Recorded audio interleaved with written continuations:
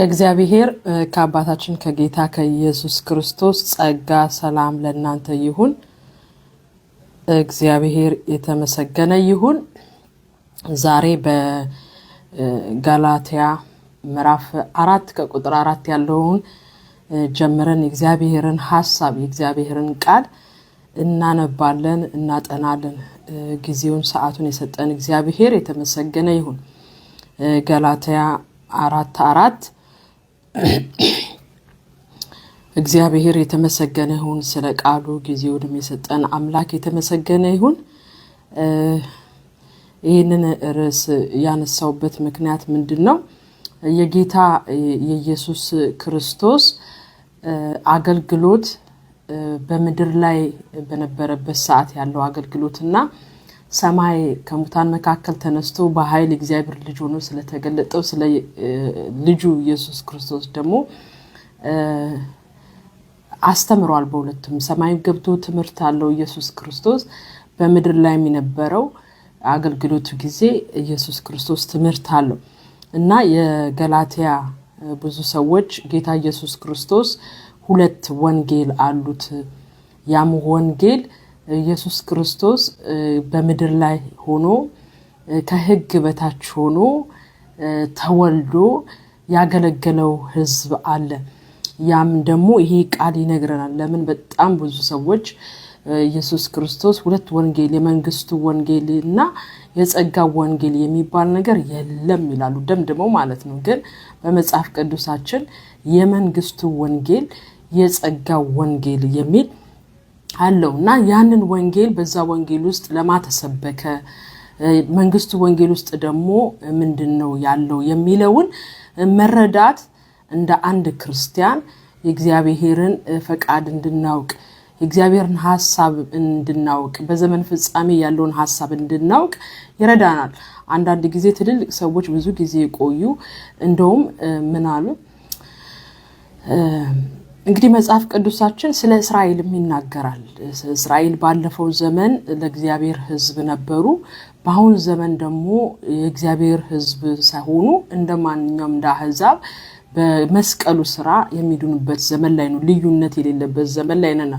ወደፊት ደግሞ እግዚአብሔር ከእስራኤል ጋር የሚገባው ቃል ኪዳን እንዳለ ይናገራል። ስለዚህ ስለ አባቶች ተስፋ ተወዳጆች ናቸው ይላልና ይሄ የእግዚአብሔር ቃል እውነት እያለ ነገር ግን እስራኤል የምትባል አገር እዚህች ሀገር ላይ መጥቶ ኢየሱስ እንዴት ነው የሚነግሰው ብለው ስለዚህ መንግስት ኢየሱስ ክርስቶስ መጽሐፍ ቅዱስ ላይ እንደሚናገረን የዓለም መንግስታት በሙሉ የጌታ የኢየሱስ ክርስቶስ ሆነች ይላል። ስለዚህ ይሄ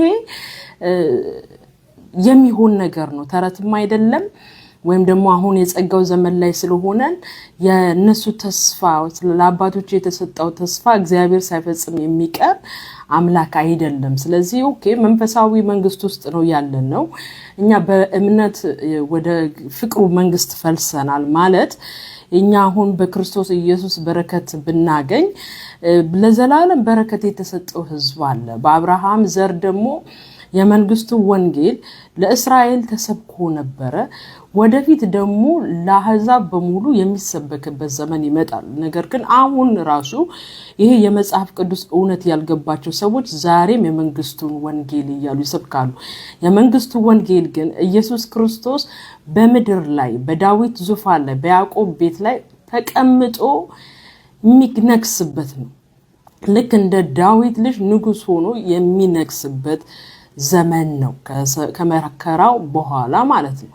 የዓለም መንግስት በሙሉ የክርስቶስ ትሆናለች፣ ለዘላለም በያዕቆብ ቤት ይነግሳል የሚለው ቃል አልተሻረም።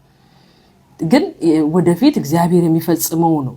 ስለዚህ በዚህ መንግስት ውስጥ የመንግስቱ ወንጌል ማለት ስለዚህ ስለ ክርስቶስ ኢየሱስ በምድር ላይ የሚነግስበትን ነው የሚናገረው።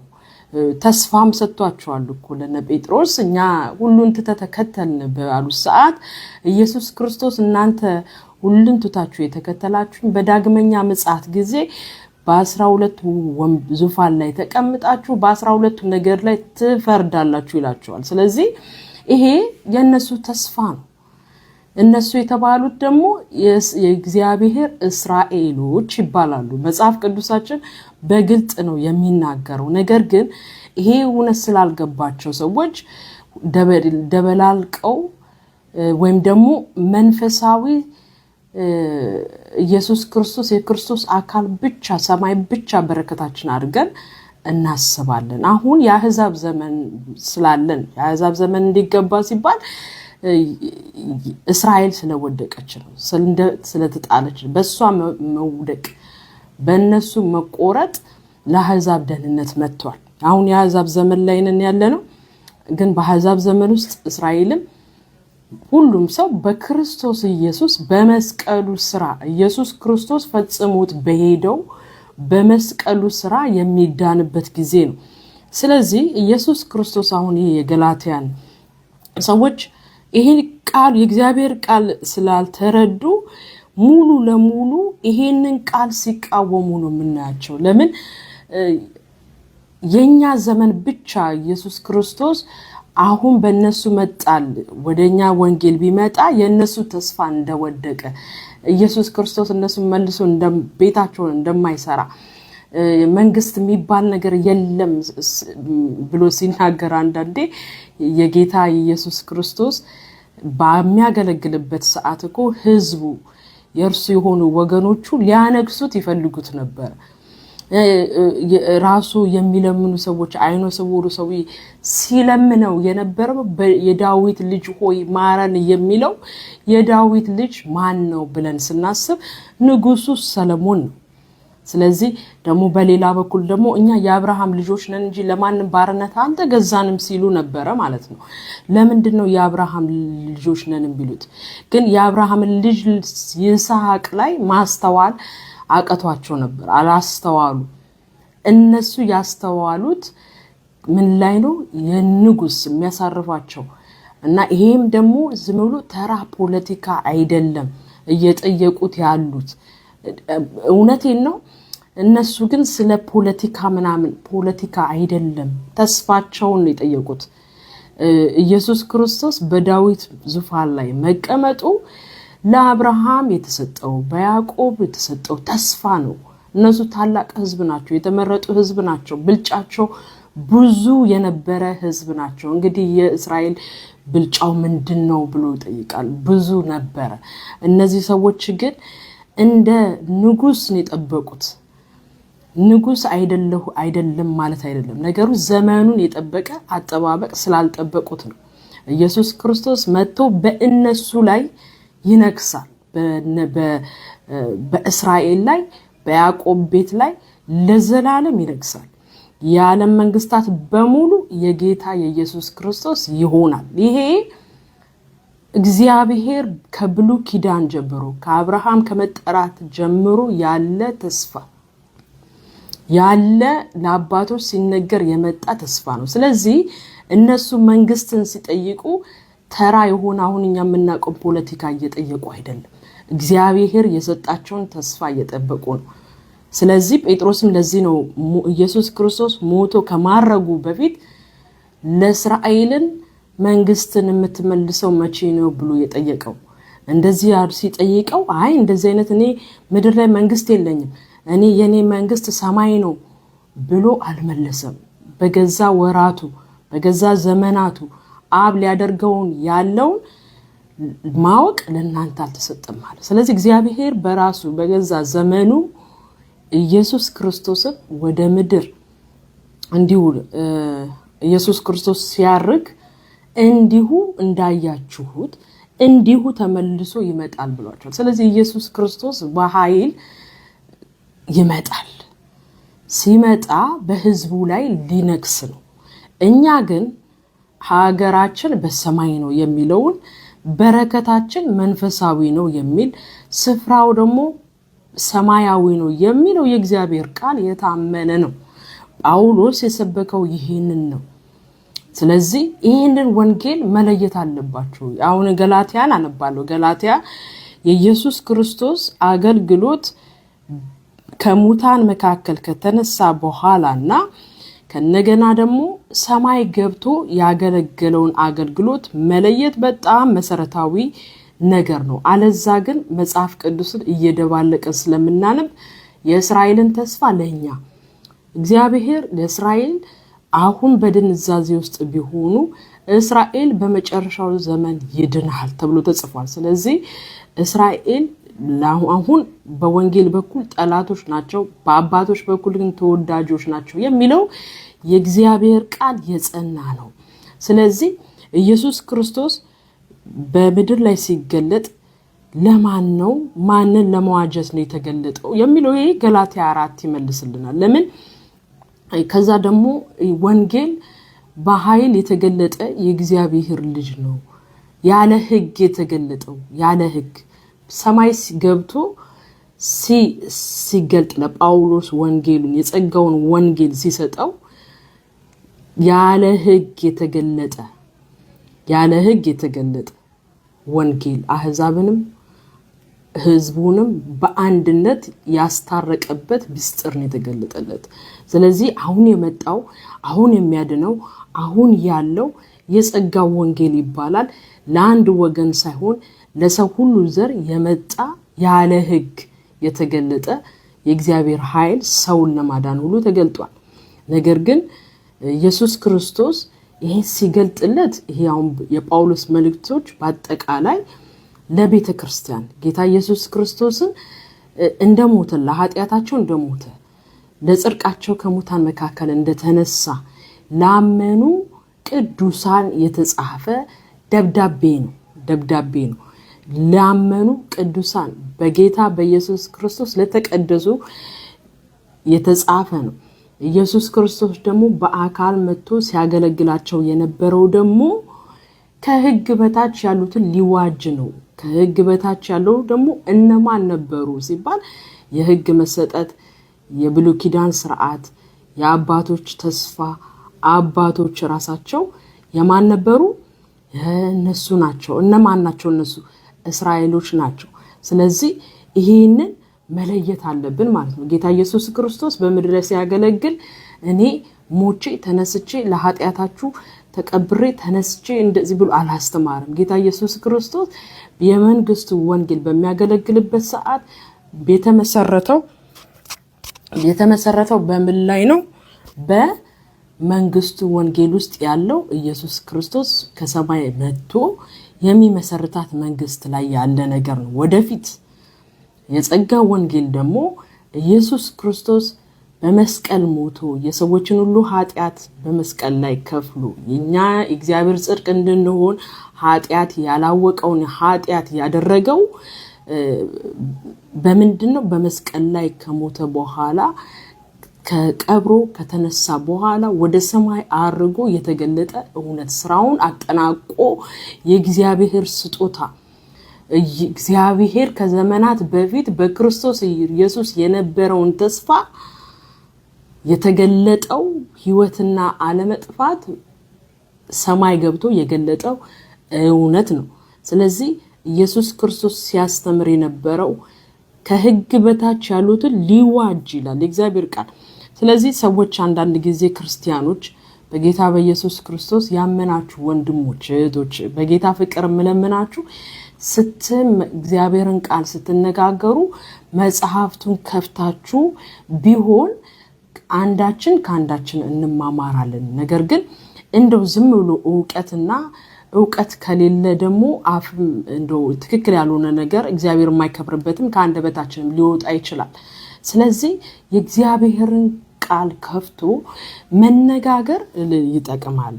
አለዛ ግን የማይረባና ለሚሰሙትንም የማይጠቅም ይሆናል ማለት ነው። ስለዚህ እንደዚህ ይላል ገላትያ 4 ላይ ነገር ግን የዘመኑ ፍጻሜ በደረሰ ጊዜ እግዚአብሔር ከሴት የተወለደውን ከሕግም በታች የተላከውን ከሕግ በታች የተወለደውን ልጁን ላከ ይላል።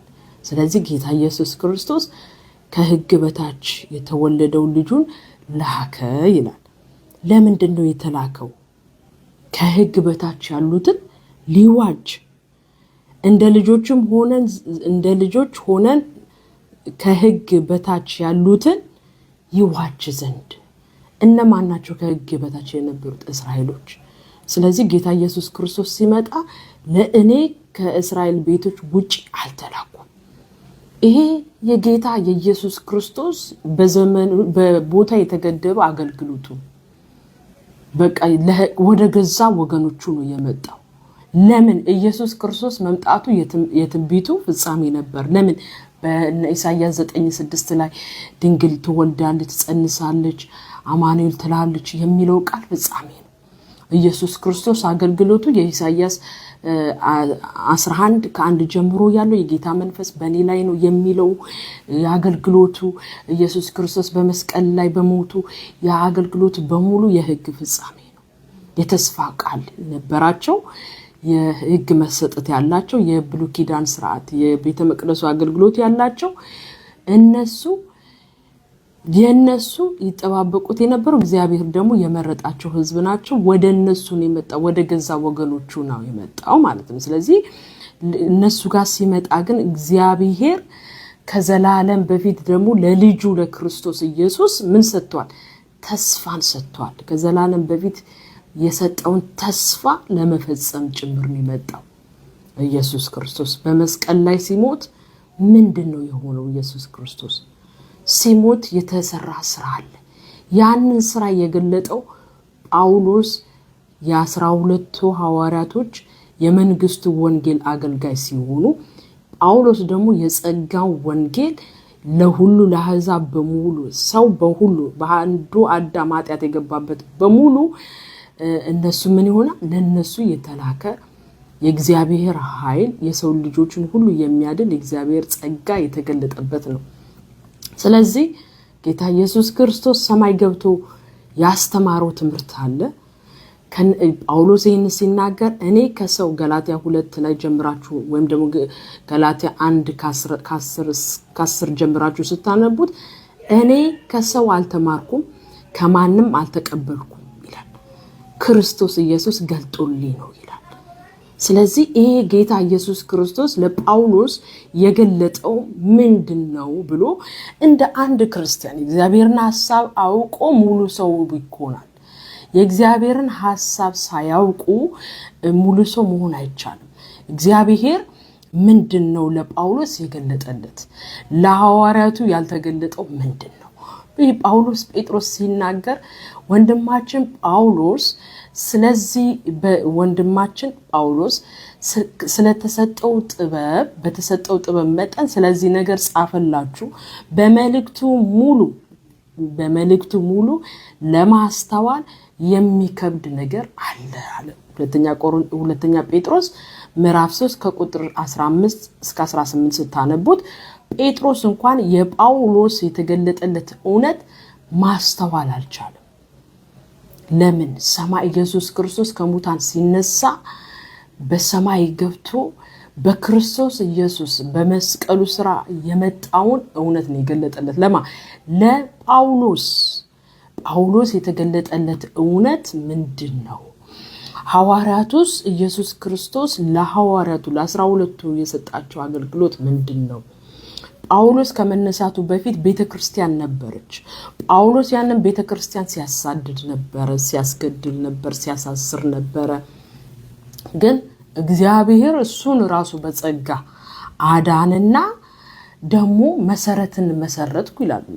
ስለዚህ 12 ጴጥሮስ እግዚአብሔር በገለጠለት እውነት መሰረትን መስርቷል። እርሱ ክርስቶስ የእግዚአብሔር ልጅ ነው የሚል መሰረትን መስርቶ ቤተክርስቲያን ማለት ህብረት ማህበር ማለት ነው። የእግዚአብሔር ማህበር የእግዚአብሔር ሰዎች ናቸው። ያንን ቤተክርስቲያን መስርቷል ጴጥሮስ። እርሱ ክርስቶስ የእግዚአብሔር ልጅ ነው የሚለው ላይ ማለት ነው። ስለዚህ ጳውሎስ እነዚህን ሰዎች ለያይቶ ነው የሚያያቸው። እንዴት ነው የሚያያቸው? አንደኛ ቆሮንቶስ ምዕራፍ 1 ላይ ስታነቡ እስከ 3 ድረስ የነሱና የኛ አምላክ የነሱና የኛ ይላል። እና ማን ናቸው እነሱ ብለን ስጠይቅ ከነገና ደግሞ ማንም ተገርዞ ተጠርቶ 7 ላይ ደግሞ አንደኛ ቆሮንቶስ ምዕራፍ 7 ላይ ሄዳችሁ ስታነቡ ደግሞ ማንም ተገርዞ ተጠርቶ እንደሆነ ወደ አለመገረዝ አይመለስ፣ ማንም ሳይገርዝ ተጠርቶ እንደሆነ ወደ መገረዝ አይሄድ፣ ሁሉም ባለበት ይሁን መገረዝም አለመገረዝም ጥቅም የለውም ብሎ ይህንን በአብያተ ክርስቲያን በሙሉ ደነግጋለው ይላል። ለምንድን ነው የሚለያያቸው?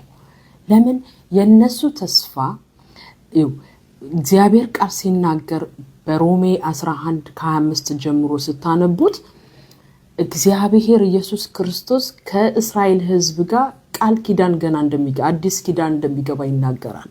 ኢየሱስ ክርስቶስ ከአሕዛብ ጋር ወይም ደግሞ ከአይሁድ ወይም ከእስራኤል ጋር ቃል ኪዳን አልገባም አዲሱን ኪዳን አልገባም። ኢየሱስ ክርስቶስ እኛ ያገኘ ነው መጽሐፍ ቅዱስ የሚናገረው በደሙ በሆነ ቤዛነትን አገኘን ነው የሚለው። ኦኬ ስለ ኪዳን ሲያወራስ መጽሐፉ ነው የሚናገረው። ይሄንን እውነት ጥያቄ ያላችሁ ሰዎች በጽሁፍ ልመልስ ይችላሉ። እኔ ሜሴንጀር አልመልስም፣ ጽሁፍ ከሆነ መልሳለሁ። ግን መደወል ብዙ ሰው ስለሚደውል ብዙ ሰው ለዛ ሁሉ ሰው መመለስም ማናገርም አልችልም። ነገር ግን ስለዚህ ነገር ስላስተማርኩት ወይ ደግሞ ስለተናገርኩት ለእግዚአብሔር ቃል የእውነት እያንዳንዱ ለተናገርኩት ነገር የእግዚአብሔር ቃል ስላለ የተናገርኩትን ቃል በአጠቃላይ ምን ማድረግ እችላለሁ?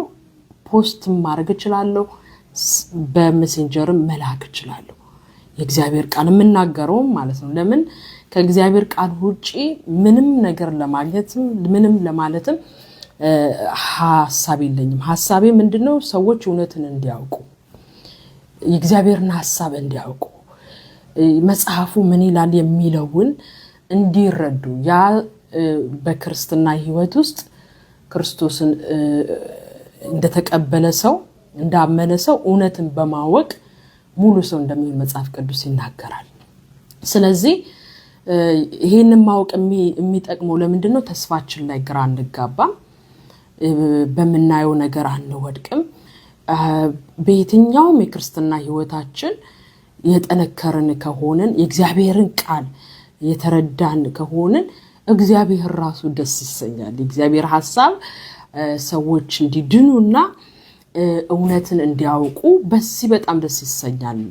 ደስ የሚሰኝበት ነገር የተባለው ሰዎች እንዲድኑና እውነትን በማወቅ እንደሆነ ይሄ በኤፌሶን 4 ላይ ከነገና ደግሞ በሁለተኛ ጢሞቴዎስ ላይም እንድተጽፏል። እግዚአብሔር በዚህ ደስ እንደሚሰኝ ማለት ነው። ስለዚህ ወደ ሐሳቤ ስመለስ ምንድነው የብዙ ነገር ነው ማነሳው ማለት የሆነች አንዲት ነገር ርዕስ ይዤ ሳይሆን ይሄ ዋናው የእግዚአብሔርን ሐሳብ የክርስቶስን የምድር ላይ ያለውን አገልግሎትና ከእስራኤል ጋር ያለውን አገልግሎት እና በሰማይ በረከትን መለየት መጽሐፉ ለይቶ ስለሚያስቀምጠው ጳውሎስም ይህንን ነገር እንድንረዳ ይፈልጋል። ስለሚፈልግ በመልእክቱ ውስጥ በዛ ወቅት ነበሩ 12ቱ ያስተማሩት ወንጌል የተቀበሉ ማለት የመንግስቱ ወንጌል ይባላል። የመንግስቱ ወንጌል የጀመረው እግዚአብሔር አብ የላከው ማንን ነበር? ዮሐንስን። ከዮሐንስ ደግሞ ከላከው በኋላ ደግሞ ኢየሱስ ክርስቶስን ተልኳል። ከኢየሱስ ክርስቶስ ደግሞ ከእግዚአብሔር አብ ተልኮ የመንግስቱ ወንጌልን ሰብኳል። መንግስተ ሰማያት ቀርባለችና ንስሐ ግቡ ሲል ላይ ያለውን መንፈሳዊን አሁን ያለንበትን በመንፈስ በእምነት የገባንበትን መንግስት አይደለም በዳዊት ዙፋን ላይ የሚቀመጠው ነው የሰበከው ጌታ ኢየሱስ ክርስቶስ። ህዝቡም ደግሞ እስራኤል ህዝብ የሚጠብቀው ነጥቀው እንኳን ሊያነግሱት የነበረው እውነት የምትታይ በምድር ላይ የምትተከል የእግዚአብሔርን መንግስት ነው ኢየሱስ ራሱ የሰበከው። ከዛ ኢየሱስ ደግሞ ከአብ ተልኮ ዮሐንስም ከእግዚአብሔር ተልኮ ኢየሱስ ደግሞ 12ቱን ልኳቸዋል። 12ቱን ልኳቸዋል የመንግስቱን ወንጌል እንዲሰብኩ። የመንግስቱ ወንጌል ውስጥ ኢየሱስ ክርስቶስ በምድር ላይ መጥቶ የሚያደርገው የምትተከል በዳዊት ዙፋን ላይ የሚቀመጥ በህዝብ ዝምማ ኢየሱስ ክርስቶስ ሲመጣ በህዝቡ ላይ ነው የሚነግሰው። ህዝቦቹም እስራኤላዊ ናቸው። ይሄ መንግስቱ ወንጌል አሁን ባለፈው ዘመን በእስራኤል ተሰብኳል የመንግስቱ ወንጌል እስራኤል ወይም ደግሞ ወደ ይሁዲነት የገቡ ተሰብኮላቸዋል በመጨረሻው ዘመን ደግሞ ከቤተክርስቲያን መነጠቅ በኋላ ደግሞ ለአሕዛብ ሁሉ ይሰበካል ይሄ የመንግስቱ ወንጌል ኢየሱስ መጥቶ የሚነክስበት ዘመን ኢየሱስ ይመጣል ኢየሱስ መጥቶ በዳዊት ዙፋን ላይ ይቀመጣል ለዘላለም በያዕቆብ ቤት ላይ ይነግሳል ይሄ እውነት ነው አሁን ምንድነው ይሄ የሚሆነው ነገር ምንድነው ይሄ የሚሆነው ነገር ምንድነው ሲጠፋ ካላየሁት ስለሚቋረጥ ነው ሐሳቤ እዚህ እንትኑ ላይ የሆነው ይሄ ጌታ ኢየሱስ ክርስቶስ መጥቶ የሚነግስበት በዳዊት ዙፋን ላይ የሚቀመጥበት አዲስ ሰማይ አዲስ ምድር ሆኖ ጌታ ኢየሱስ ክርስቶስ እኮ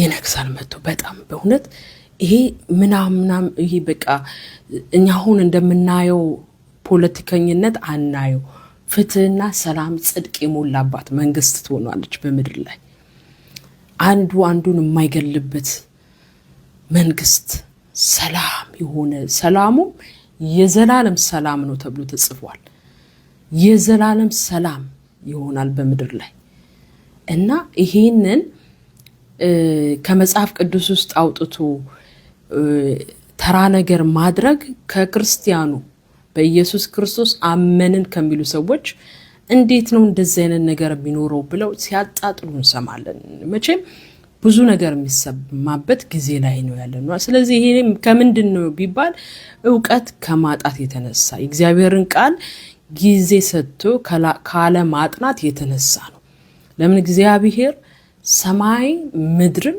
ለእግዚአብሔር ክብር ነው የተፈጠረው ሰማይ ምድርም የእግዚአብሔር ፍጥረት ነው በእግዚአብሔር ቃል የተፈጠሩ ናቸው ሰማይም ምድርም አርጅተው ወይም ደግሞ ጴጥሮስ ምን ይላል ሰማይም ምድርም በትኩሳት ይቃጠላል ይላል ኢሳይያስ ላይ ደግሞ ሄዳችሁ ስታዩ ደግሞ ሰማይም ምድርም ለሰው ልጅ መኖሪያ ትሆን ተፈጠረ ይላል ስለዚህ ከነገና ዮሐንስ ላይ ሄዳችሁ ስታነቡ ደግሞ ዮሐንስ ራእይ ላይ አዲስ ሰማይና አዲስ ምድር አየው ይላል ይሄ የእግዚአብሔር ቃል ነው ስለዚህ እግዚአብሔር አሁን ያለው በረከት አሁን በጌታ በኢየሱስ ክርስቶስ ሞትና ትንሣኤ የመጣው በረከት መንፈሳዊ ነው በመንፈሳዊ በረከት በሙሉ ተባርካችኋል ይላል እንደው ላንብበው ቃሉን ለምን ይሄ ከተቀላቀለ ምንድነው የሚሆነው ሰው በቃ የእግዚአብሔር ቃል ሲናገር አንዱን ጥሎ አንዱን ነው የሚያነሳው እንደዛ መሆን የለበትም ሁሉም የእግዚአብሔር ቃልን ቦታው ማስያዝ አለበት አንዱ ትክክል እንዳልሆነ ማድረግ የለብንም እንደዚህ ይላል የኤፌሶን 1:3 ላይ ሲናገር በክርስቶስ በሰማዩ ስፍራ በመንፈሳዊ በረከት ሁሉ የባረከን የጌታ የኢየሱስ ክርስቶስ አምላክና አባት ይባረክ ይላል ስለዚህ በረከታችን በሰማይ ያለው በረከታችን በክርስቶስ የሆነው በረከታችን በአብርሃም ዘር ያልመጣ በረከት ማለት ነው ለምን እግዚአብሔር ለአብርሃም ተስፋ ሲሰጠው በዘሩ አሕዛብን እንደሚባርክ ነግሯል በዘሱ ዘሮች ማለት ነው ነገር ግን ጳውሎስ ይህን ግልጽ ሲያደርገው ለዘር እንደሚል በብዙ እንደሚናገር አይደለም ለአንድ እንደሚናገር በዘር ይላል እርሱም ክርስቶስ ነው ብሎ አሁን ያለው በረከት በጌታ በኢየሱስ ክርስቶስ ያለ በረከት ይሄ በረከት ደግሞ ከዘላለም በፊት በክርስቶስ ኢየሱስ የነበረ ምንድን ነበር ተስፋ ነበር ይላል ስለዚህ በክርስቶስ ኢየሱስ የነበረው ተስፋ በረከት ሰማያዊ ነው መንፈሳዊ ነው በረከቱ በሁሉም ነው ይባረከን በመንፈሳዊ ሁሉ በረከት ይባረከን የጌታ ኢየሱስ ክርስቶስ አባትና አምላክ ይባረክ ዓለም ሳይፈጠር በፊቱ ቅዱስና ነውር የሌለን በፍቅር እንሆን ዘንድ በክርስቶስ መረጠን ይላል በክርስቶስ ነው መንፈሳዊ ነው፣ ሰማያዊ ነው። ጳውሎስ በሌላ ስፍራ ላይ ደግሞ አንድ ሰው የጳውሎስን መልእክት ከሳተ በጣም በቃ ይሁን ዝብርቅርቅ ያለ ህይወት ነው የሚኖረው። አቋም ያለው ህይወት አይኖር።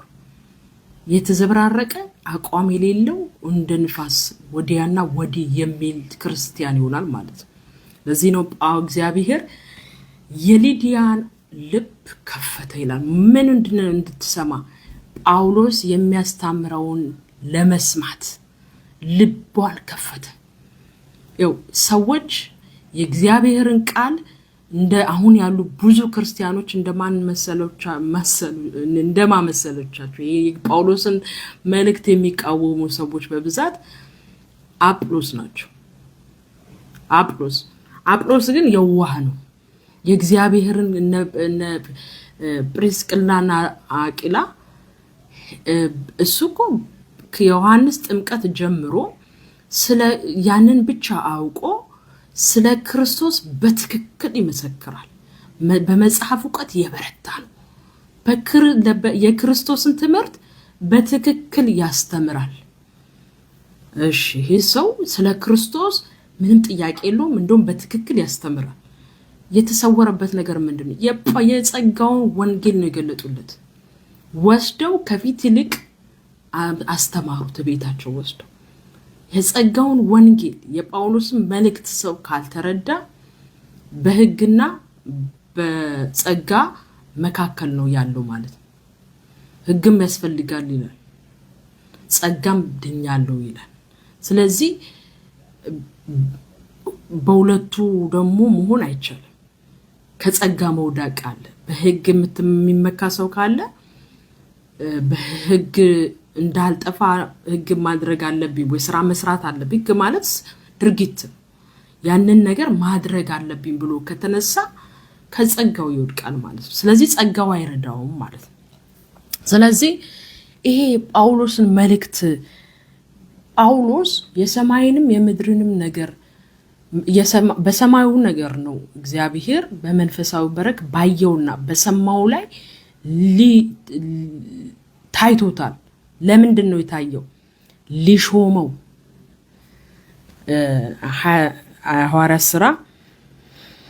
የሐዋርያት ሥራ። ስለዚህ የጳውሎስን መልእክት ሰው ከሳተ በቃ ምንም በቃ ጸጋውን ሲያቅፋፋ ነው የሚኖረው ማለት ነው። የእግዚአብሔርን ጸጋ ሲጥል ነው የሚገባው። ለምን? የእግዚአብሔር ቃል ሲናገር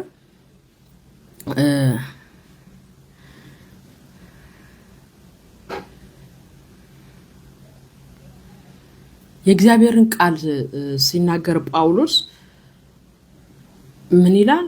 እኔ የአሕዛብ አስተማሪ እንደሆነ፣ ጴጥሮስ ደግሞ የተገረዙት የሆነ ሐዋርያ እንደሆነ፣ ለሱ የሰራለት ወንጌል ለጳውሎስም እንደሰራለት ተናግሯል። ይሄ እግዚአብሔር ቃል አሻሚ አይደለም ወይ እንድንረዳው በጣም ውስብስብ በሆነ መንገድ አይደለም የተነገረው። በቃ ጌታ ኢየሱስ ክርስቶስም እኮ ጠቦቴን በጎቼን አሰማራ ጠብቅ ሲለው ነበር ለጴጥሮስ ማለት ነው። ከነገና ደግሞ ጳውሎስ በተገለጠለት እውነት ደግሞ የነሱንም መውደቅ የእስራኤልን መጣል እኮ የተናገረው ጳውሎስ ነው። ለእናንተ ልባሞች ለወንድሞች ልባሞች ሆናችሁ እንዳይመስላችሁ እስራኤል አንቀላፍታለች፣ በእነሱ ውድቀት ለአሕዛብ መዳን መጣ። መውደቃቸውንም አሁን የአሕዛብ ዘመን እንደገባ እነ ጴጥሮስ የሚያውቁት ነገር የለም። ጌታ ኢየሱስ ክርስቶስ አሁን ይመጣል የሚል እምነት ነበር የነበራቸው። ግን በእነሱ 70ኛው ሱባኤ ሳይገባ 69ኛው ሱባኤ መጨረሻ ላይ የገባ የጸጋው ዘመን ነው። የጸጋው ዘመን ላይ ደግሞ ምንድነው? ሰዎች ሁሉ በክርስቶስ ኢየሱስ በሰማያዊ ስፍራ በመንፈሳዊ በረከት የሚድኑበት ማለት ነው። ስለዚህ በዚህ ውስጥ ልዩነቱን መረዳት አለበት ማለት ነው። ይሄ መቼም ሰዎች ገብቷቸው እውነትን እስኪያውቁ ድረስ እግዚአብሔር ለኛም ጸጋን ያብዛልን ወተን ምንናገርበት። ስለዚህ ጳውሎስ የተሾመበት ወንጌል ምንድነው?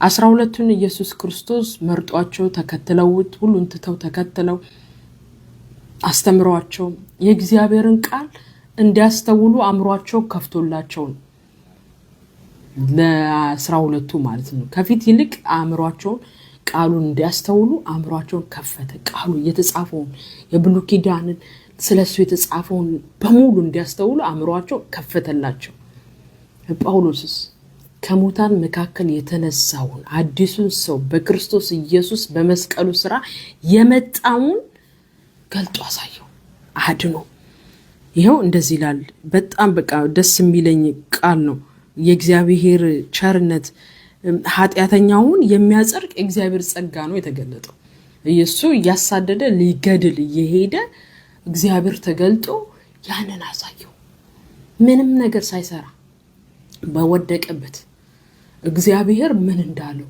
ያሳየው ምን ይለዋል የሐዋርያት ሥራ ምዕራፍ 26 እንደዚህ ይላል ከ12 ጀምሮ ላንብበው ስለዚህ ነገር ከካህናት አለቆች ስልጣንና ትእዛዝን ተቀብዬ ወደ ደማስቆ ሲሄድ ንጉስ ሆይ በመንገድ ሳለው እኩለ ቀን ሲሆን በዙሪያዬ ከኔ ጋራ በሚሄዱት ዙሪያ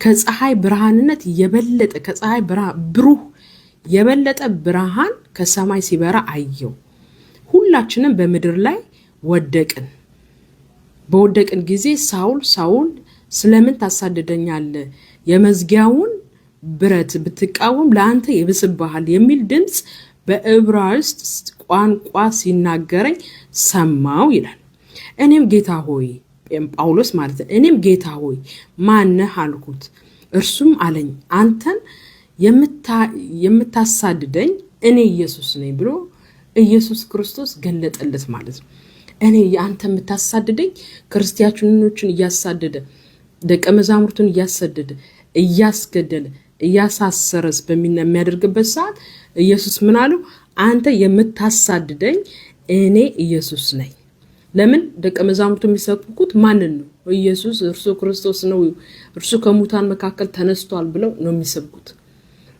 እሺ ነገር ግን ተነሳና በእግር ቁም ስለዚህ እኔን ባየህበት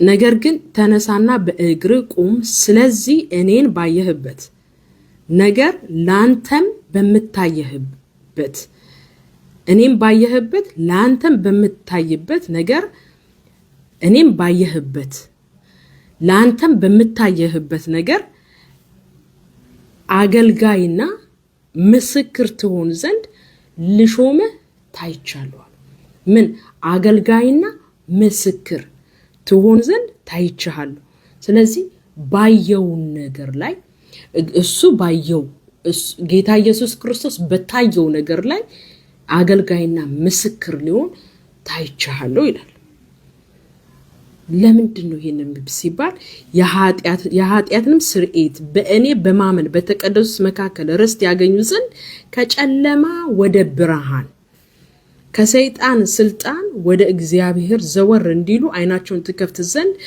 ከሕዝቡን ወደ እነርሱ ከምልክ ከአሕዛብ አድነሃለሁ ይላል ከዛ በኋላ ጳውሎስ በታየውና ባየው ነገር ላይ ታይቶ ተሾሾሞታል ማለት ነው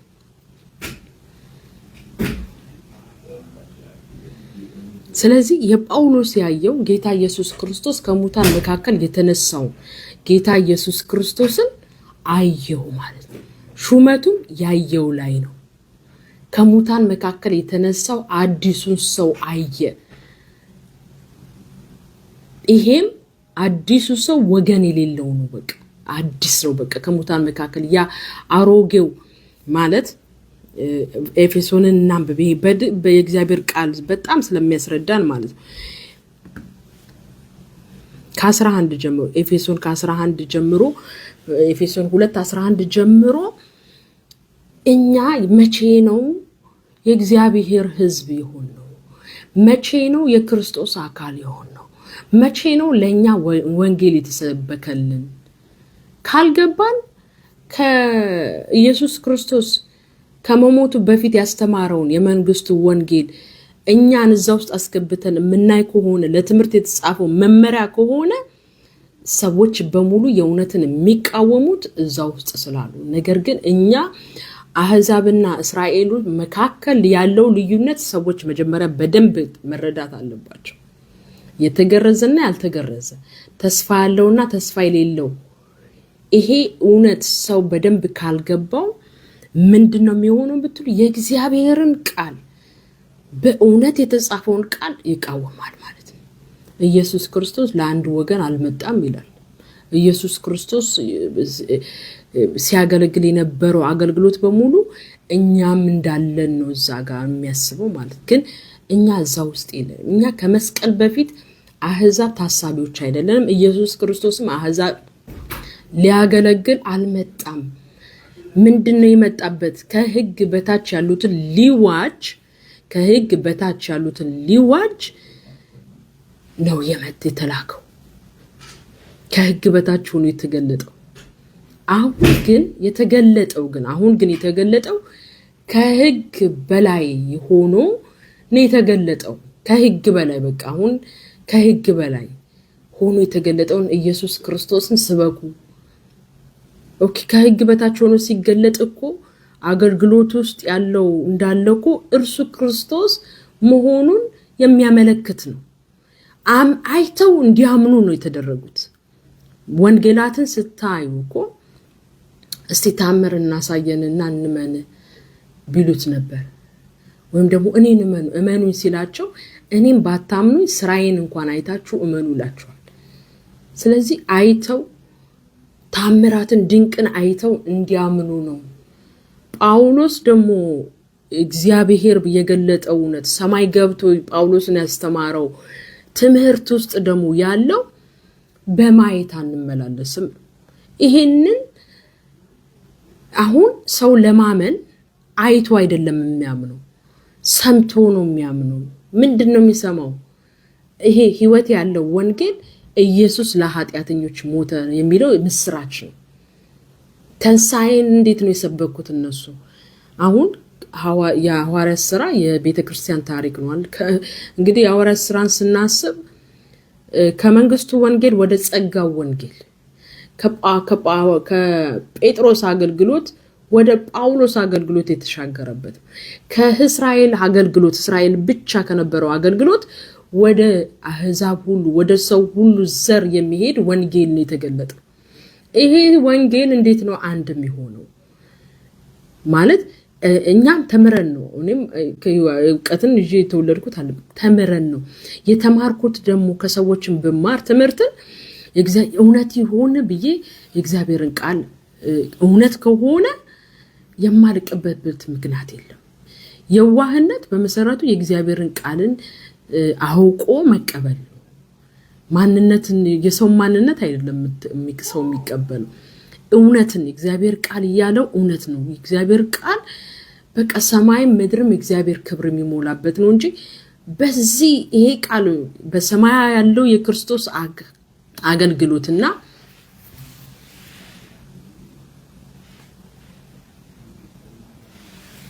በሰማይ ያለው የክርስቶስ አገልግሎትና በምድር ያለው የነበረው አገልግሎት ሰው ካልገባው ወይ ደግሞ እስራኤል በፊት ምንድን ነበሩ አሁን ምንድን ነበሩ ወደፊት የሚል ስለ እስራኤል ራሱ ዕውቀቱ ሰው ከሌለው የእስራኤልን ተስፋ ጭፍልቅልቅ አርጎ አሁን እርሱ ብቻ ድኖ የእግዚአብሔር ተስፋ ሁሉ ወደ በቃ የማይሆን አርጎ እንደዚህ አይነት ነገር የለም ብሎ ለሚናገሩት ቃል እንኳን በጣም እግዚአብሔር በእውነት በዚህ ዘመን እግዚአብሔር ቃል ሰዎች እንደፈለጉ የሚናገሩበትና እንደፈለጉ የሚያጣጥሉበት ጊዜ ላይ ነው ያለነው የእውነት ቃል ግን በእውነት እግዚአብሔር ቃል ግን በዚህ ሰዎች ባለመረዳታቸው ሰዎችን አንድ ይገፋሉ ሁለተኛ በቃ ፍቅር የሌለው ፍቅር አልባ የሆነ አገልግሎት ነው የሚያገለግሉት ስላልተረዱት ማለት ስላልተረዱት ይሄንን እውነት ማለት እግዚአብሔር ሐሳቡን የእግዚአብሔርን እውነት ሰዎች ካልተረዱት ስተት አድርገው ይወስዱታል ማለት እውነትን ስተት ይላሉ ማለት ነው በቃ ስለዚህ የእግዚአብሔር ሐሳብ በሰማይም በምድርም ክርስቶስ ነው የሚሰበከው ግን ክርስቶስ ሲሰበክ ተስፋ ለነበራቸው ሰዎች የተሰበከ በአሁን ዘመን ሳይሆን ባለፈው ዘመናት ከጸጋው ወንጌል በፊት የመንግስቱ ወንጌል የተሰበከው የክርስቶስ ኢየሱስ ማንነት ላይ ነው እርሱ የእግዚአብሔር ልጅ ክርስቶስ ነው የሚለው ወንጌል ነው ወንጌል ማለት ሰው ሰምቶ የሚድንበት ሰምቶ አምኖት የሚድንበት የመስራች ነው መልካም ዜና ነው እርሱ ክርስቶስ የእግዚአብሔር ልጅ ነው የሚለው ወንጌል የመንግስቱ ወንጌል ነው በዚህ የዘላለም ሕይወት የሚገኝበት የመስራች ነው ኢየሱስ ክርስቶስን ሲመጣ ሲያደርገው የነበረው ተአምራት በሙሉ ክርስቶስ ሲመጣ ሊያደርገው ያለው ብሎ አስቀድመው የሚጠብቁት ነገር ነው ኢየሱስ ክርስቶስ ወደ ገዛ ወገኖቹ ነው የመጣው ኢየሱስ ክርስቶስ ልጆች ወደ ነበሩት ነው የመጣው ኢየሱስ ክርስቶስ የቤተ መቅደስ አገልግሎት የነበራቸው ሰዎች ጋር የመጣው ኢየሱስ ክርስቶስ ወደ ተገረዙት ነው የመጣው ኢየሱስ ክርስቶስ ከሕግ በታች ሆኖ ነው ያገለገለው ወደ ገዛ ወገኖቹ ነው የመጣው ስለዚህ በዛ ውስጥ ግን የእግዚአብሔር የዘላለም ሐሳብ ተፈጽሟል ያ የተሰራው ስራ ደግሞ የዘላለም ሐሳቡ የነበረው ስራ የተገለጠው ለጳውሎስ ነው የተሾመው ያንን ላይ ነው ጳውሎስ ለአሕዛብ ሁሉ ሐዋርያ ነው አሁን እስራኤላዊ ይሁዳዊ የለም ሁሉ ኃጢአተኛ ነው ሁሉ የእግዚአብሔር ክብር ጎሎታል ሁሉ ከኃጢአት በታች ወድቋል ከዚህ ኃጢአት የሚያነሳው የእግዚአብሔር ጸጋ ግን ተገልጧል ይሄ ጸጋ ደግሞ ሲገለጥ ያለ ሕግ ነው የተገለጠው ሰውን ሁሉ የሚያጸድቅ የእግዚአብሔር ጸጋ ተገልጧል ስለዚህ በጳውሎስ መልእክት ውስጥ ሰው ሁሉ የወደቀው የሚነሳው በክርስቶስ ኢየሱስ ነው ጸጋው በእምነት ያድናል በጳውሎስ መልእክት ውስጥ ሕይወትና አለመጥፋት ወደ ብርሃን አውጥቷል በክርስቶስ በጸጋው ወንጌል ውስጥ ዋና ሰራተኛ መንፈስ ቅዱስ ወደ ክርስቶስ አካል ውስጥ የሚያጥምቀው መንፈስ ቅዱስ ሕይወትንም የሚቀይረው መንፈስ ቅዱስ ነው ጳውሎስን ሲናገር እኔ ላጠምቅ አልተላኩም ይላል ጥምቀት የለም ግን አይልም በኤፌሶን 4 ጀምሮ አንድ ጥምቀት አለ ብሎ በአንደኛ ቆሮንቶስ 12 ላይ ደግሞ ሄዳችሁ ስታነቡ መንፈስ በአንድ መንፈስ የክርስቶስ አካል ውስጥ እንደሚያጠምቅ ይናገራል የክርስቶስ ጋር ስንሞት አብረን ሞታችኋል የሚለን ሲሰቀል አብራችሁ ተሰቅላችኋል ሲለን ሲቀበር አብራችሁ ተቀብራችኋል የሚለን መንፈስ ቅዱስ የሚያበስረን ማለት ነው ይሄም በቃሉ በጳውሎስ መልእክት ውስጥ ስለ አካል ስለ ክርስቶስ አካል አንድ ሰው በጌታ በኢየሱስ ክርስቶስ ሲያምን የክርስቶስ አካል ነው እናንተ የክርስቶስ አካል ናችሁ የክርስቶስ ቤተ እግዚአብሔር ቤተ መቅደስ ናችሁ በመንፈስ አብራችሁ የምትሰሩ ናችሁ ይሄ የዘመኑ መልእክት የእግዚአብሔር ሐሳብ ነው ስለዚህ ይሄን መልእክት ሰው ከሳተ እርሱ ራሱ ማንነቱ ላይ ግራ ይጋባል ማለት ነው ግራ እንዳንጋባ ነው መጽሐፍ ቅዱስ የተጻፈልን ማንነት ላይ ማወቅ በፊትና አሁን ወደፊት የሚለውን በሰው ህይወትም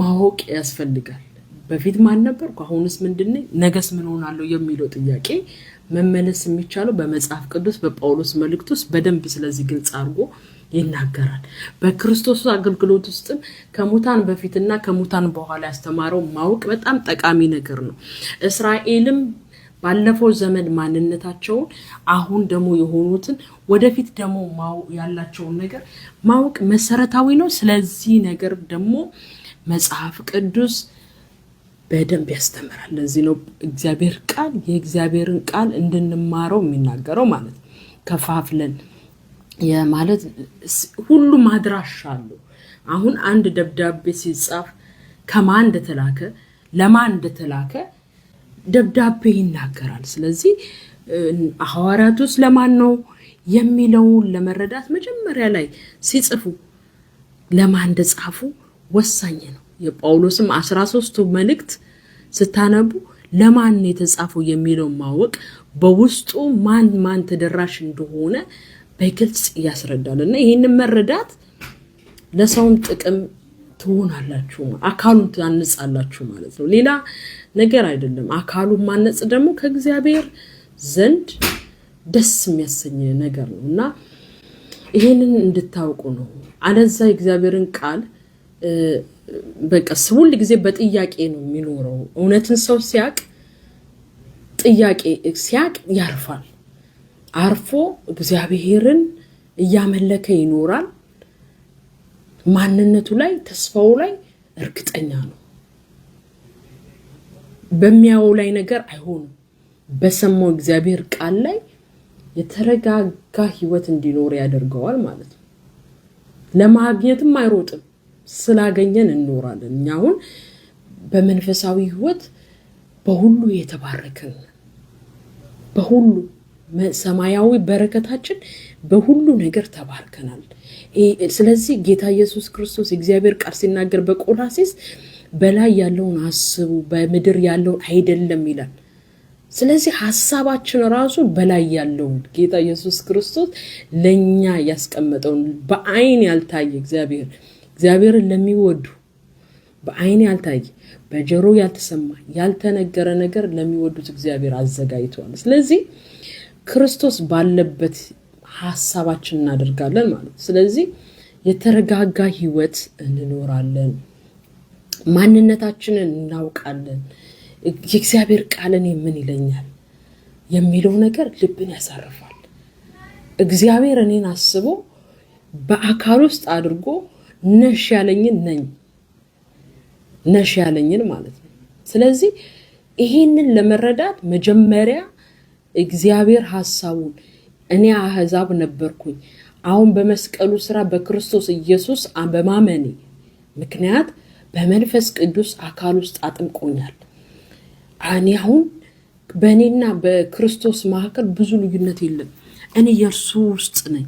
መንፈስ ቅዱስ በእግዚአብሔር አሰራር እሱ ራስ ነው። የቤተ ክርስቲያን የአካሉ ራስ ነው። የአካሉ ራስ ነው ጌታ ኢየሱስ ክርስቶስ። ራስ አንድ አካል ውስጥ ያለ ነገር ነው። በቃ መንፈሳዊ ዓለም ውስጥ ማለት ነው። ክርስቶስ የቤተ ክርስቲያን ራስ ነው።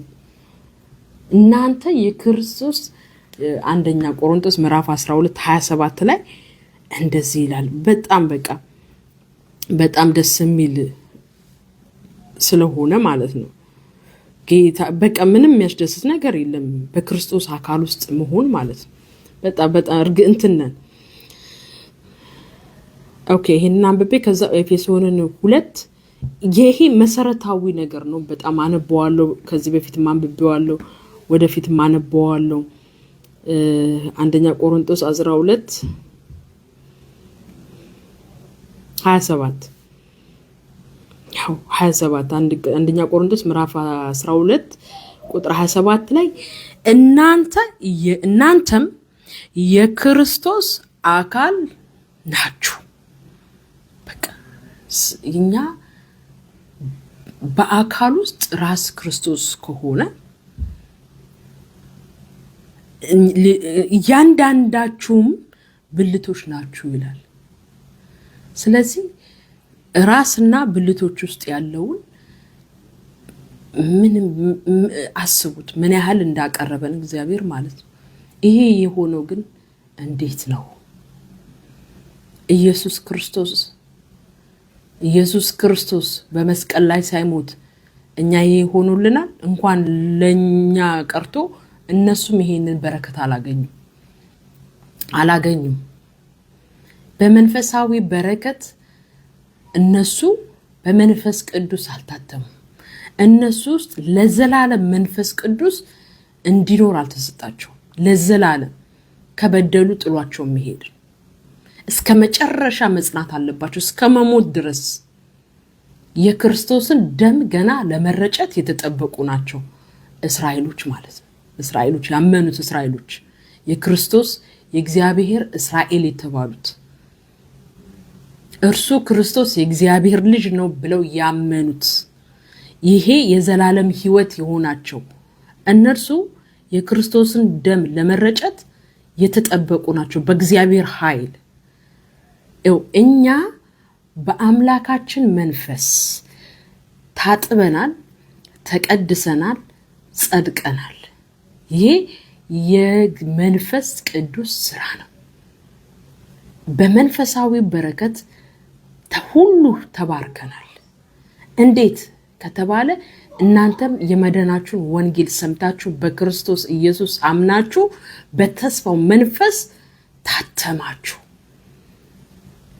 ይሄ በክርስቶስ በመስቀሉ ስራ የመጣ በጳውሎስ ሐዋርያ በሆነው በክርስቶስ የተገለጠ እውነት ነው። የነበረ ግን ዓለም ከመፈጠሩ በፊት ከዘላለም ዘመናት በፊት በክርስቶስ ኢየሱስ የተሰጠ ተስፋ ነው። ባልነበርንበት ይሄ ተስፋ የተሰጠው በክርስቶስ ነው። ዓለም ከመፈጠሩ በፊት የነበረ ተስፋ የነበረው በክርስቶስ በገዛ ዘመኑ ተገልጦ እግዚአብሔር ደግሞ አገልጋይና ምስክር እንዲሆን ጳውሎስን እርሱ ራሱን በጸጋው አድኖ ለምን ጸጋው ጻድቅና አያጸድቅም። ጸጋው ኃጢአተኛውን የሚያጸድቅ ጸጋ ነው እግዚአብሔር ጸጋ የተገለጠው። ስለዚህ አሳዳጁን አስገዳዩን መንፈስ ቅዱስን የሚሳደበውን አዳነው እና ሐዋርያና ምስክር አደረገው። ይሄ ሚስጥር የተገለጠለት ሐዋርያው ጳውሎስ የቤተ ክርስቲያን መስራች ነው። እኔ በመሰረትኩት መሰረት ላይ ማንም ሊመሰረት አይችልም፣ እንዴት እንዲያንጽ ግን ይጠንቀቅ ይላል አንደኛ ቆሮንቶስ ምዕራፍ 3 ላይ ማለት ነው። ኦኬ መሰረትኩ ሲል በዚህ መሰረት ላይ ያንዳንዱ ያንጽ ይላል። አሁን ይሄንን ቃል እንዴት ይተረጉሙታል? ቤተክርስቲያን ተከላ ነው ይሉታል። አይደለም። ይሄ የክርስቶስ ኢየሱስ የጸጋው ወንጌል የክርስቶስ ሞትና ትንሣኤ ላይ የተመሰረተ እውነት ነው። ኦኬ ከዛ በፊት ሲያሳድዱት የነበረው ደግሞ የጌታ የኢየሱስ ክርስቶስ ማንነት ላይ እርሱ ክርስቶስ የእግዚአብሔር ልጅ ላይ የሚል መሰረት ነው። እሺ እንዴት ሁለት መሰረት ይኖራል? ሰማይና ምድርም የእግዚአብሔር ክብር የሚሞሉበት የእግዚአብሔር ወንጌል ይባላል። በሰማይ ያለው የጸጋው ወንጌል በክርስቶስ ኢየሱስ የመስቀል ስራ የመጣ ሲሆን በምድር ላይ ደግሞ እግዚአብሔር ከአብርሃም መጠራት ጀምሮ ያለ በረከት ባርካሃለሁ በዘር ደግሞ አሕዛብ ይባረካሉ ተብሎ በእነሱ መባረክ አሕዛብ የሚባረክበት እነሱም በምድር ላይ ሆኖ ከገንድል የነሱት ከገነት መካከል ያለውን ዛፍ ይበላሉ፣ የህይወት ዛፍ ይበላሉ። ያ አዳም ሲበድሎ ከገነት የህይወትን ዛፍ በልቶ ለዘላለም እንዳይኖር እስከ ኃጢያቱ የተከለከለችው ዛፍ ድል የነሳውን በመጨረሻው ዘመን ድል የነሳው በመገነት መካከል ካለው የህይወት ዛፍ ይበላል ይላል። እንደዚሁ እንዳሉ ድል የነሱት ያንችን የህይወትን ዛፍ በልተው ሕያው ይሆናሉ፣ ዘላለማዊ ይሆናሉ ማለት ነው። እኛ ግን በክርስቶስ አካል ያለን ይሄ ተስፋችን ምንድነው መሰላችሁ? መለወጥ፣ ተለውጦ ክርስቶስ የለበሰውን አይት ለብሰን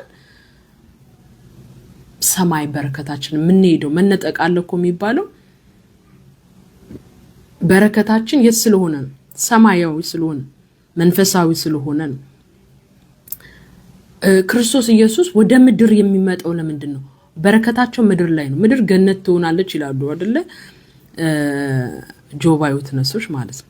ምድር ገነት ትሆናለች። ነገር ግን አሁን ያለው ስብከት ያ አይደለም። ለማን ነው የምድር የዘላለም የምድር ተስፋ ያለው እና ማን ናቸው? እኛኮ በክርስቶስ ኢየሱስ የመጣ በረከት ነው እንጂ በአብርሃም በዘሮቹ የመጣ በረከት አይደለም ያገኘነው እነሱ አልተባረኩም እኛ ለመባረክ የምድርን በረከት ማለት ነው የዋሆች ብፁዓን ናቸው ምድርን ይወርሳሉ ይላል ያ ቃል ለአሕዛብ ነው የተነገረው እኛ መቼ ነው ከመስቀል በፊት ለኛ እግዚአብሔር ተስፋ ገብቶልናል ወይ ለኛ ምድርን ለዘላለም እንዲያወርሰን ተስፋ ተሰጥቶናል እንደውም ጌታ ኢየሱስ ክርስቶስ ከመወለዱም እኮ ከግብጽ ከወጡ በኋላ 7 አሕዛብን አጥፍቶ ነው ምድሩን ያወረሳቸው ማለት ነው በኢያሱና በካሌብ ምክንያት ማለት ስለዚህ ካለ መረዳት ሌሎችም አሉ እንደው ምድርን ያሁኑ በረከት ምድር ነው ብሎ የሚሰብኩ ማለት ነው አሉ ማለት ስለዚህ ያ ግን አይደለም ያ በእስራ ለአብርሃም የተሰጠው የምድር ተስፋ ለዚህ ነው አብርሃም የጫማን ያህል እንኳን ቦታ ስፍራ ማለት አላገኘም ግን ከላይ መሰረት ያላትን ከላይ ሲጠባበቃል አዲሷ ኢየሩሳሌም ለባሏ እንደተሸለመ ከላይ ስትወርድ አየዋት ለምን ትወርዳለች በረከታቸው ምድር ላይ ስለሆነ ነው የምትወርደው እኛ ወደ ሀገር የምንነጠቀው በረከታችን መንፈሳዊ ስለሆነ ይሄኩ ልብን ካላደነደንን በስተቀር በጣም ግልጽ ነው ምንም አሁን እኛ መንፈሳዊ በረከት እንዳለን ሰማያዊ እንዳለን መጽሐፍት ሁሉ ይናገራል ማለት ነው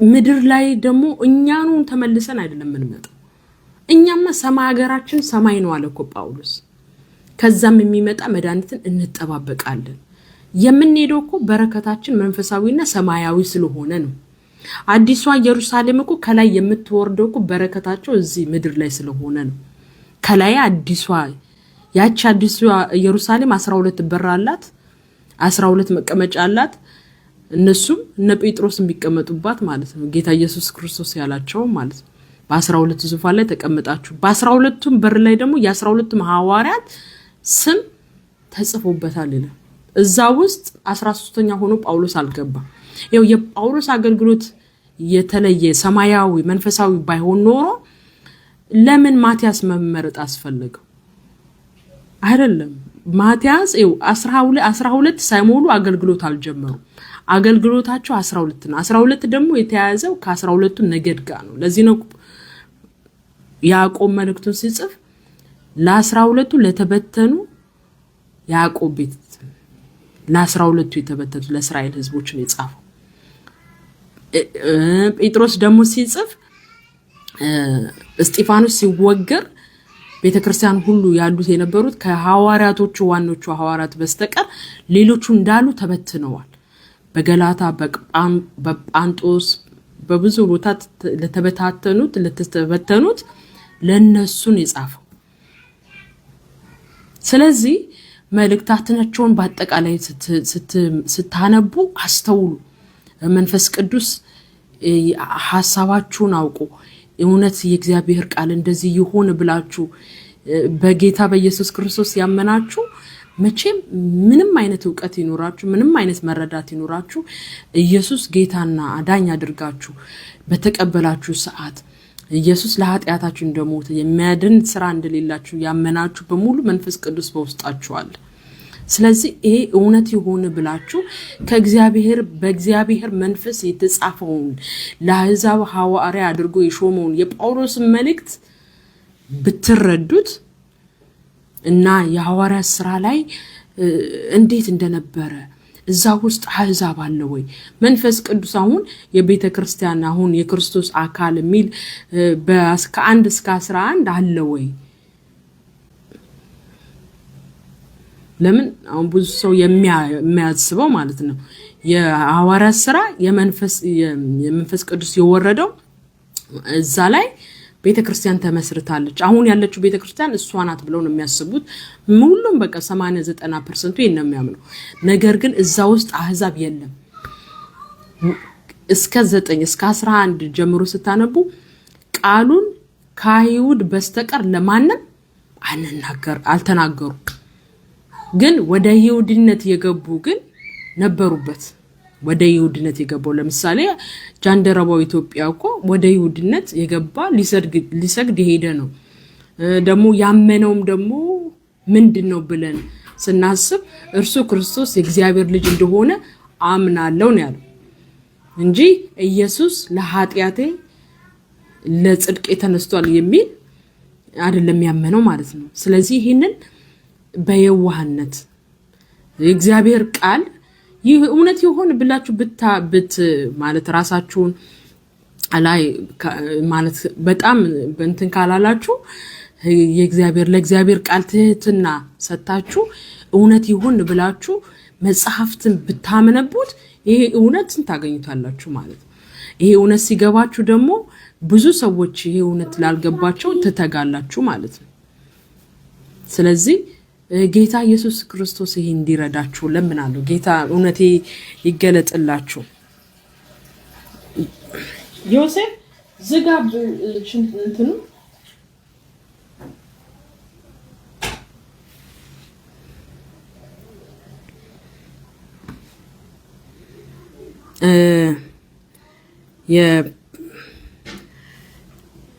ኤፌሶን 2 አነባሉ። ለምን መቼ ነው የክርስቶስ አካል ልዩነት የሌለው መልእክት ያለን የሚለው እናነባለን ማለት ነው። ለምን ይሄ እውነት ከዚህ እውነት ጀምሮ ነው የኛ ቤተክርስቲያን አካል አጥፋ ልጨርስ ነው። እሺ ኦኬ ሰጣለሁ። እሱ ድዋትን ከወይ አልጨረስኩም። እሺ ስለዚህ ይሄንን እውነት ማወቅ መቼ ነው የኛ በአህዛብ እስራኤል በአንድነት ወንጌል የተሰበከልን የሚለውን ማወቅ ከዚህ በፊት ግን ይሄ እዚህ አሁን ከማነበው በፊት ግን እኛ ተስፋ የለንም ነበር። ተስፋ የተሰጠን የክርስቶስ አካል ውስጥ እንድንሆን የክርስቶስ አካል ከእግዚአብሔር ጋር የታረቀ ነው እግዚአብሔር ቤተሰቦች ይሆን ነው። ይሄ እውነት ከተፈጸመ በኋላ ነው። ከዛ በፊት ግን ልዩነት ነበረ። በእስራኤልና በአህዛብ ጸብ ነበረ። ስለዚህ ይሄን ካልተረዳ ምንም ሁሉ ጊዜ ምንድነው የሚሆነው? በየእግዚአብሔር ቃሎች ላይ እንዳለ ጥያቄ ነው ያለብን ማለት ነው። በራስ ላይ ጥያቄ በመንፈሳዊ